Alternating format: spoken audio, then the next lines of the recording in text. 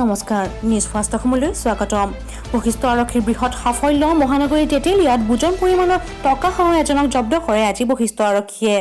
প্ৰাপ্ত খবৰ অনুসৰি আজি দিনৰ দুপৰীয়াৰ ভাগত এখন পালচাৰ বাহনেৰে টকাখিনি লৈ আহিছিল দুজন লোকে।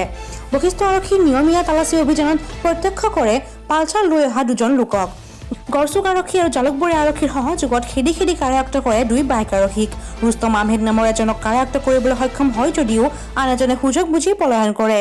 আৰক্ষীয়ে জব্দ কৰা বাহনখন AS25Q3318 নম্বৰৰ এখন পালচাৰ বাইক।